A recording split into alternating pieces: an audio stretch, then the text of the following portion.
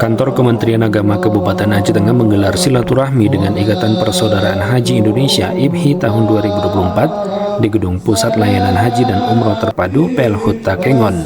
Kepala Kantor Kementerian Agama Kabupaten Aceh Tengah Wahdi menyampaikan kegiatan silaturahmi ini dikemas dengan syukuran, zikir, dan doa bersama. Hadir dalam kegiatan tasyakuran. Bapak Ibu, para hadirin yang dirahmati Allah Subhanahu bisa membuat kegiatan sederhana terkait dengan keseluruhan provinsi Aceh dan secara nasional dan khususnya untuk Kabupaten Aceh Tengah tidak ada satu hal apapun menjadi kendala dalam kegiatan prosesi ibadah haji pada tahun 2024 yang kita lakukan.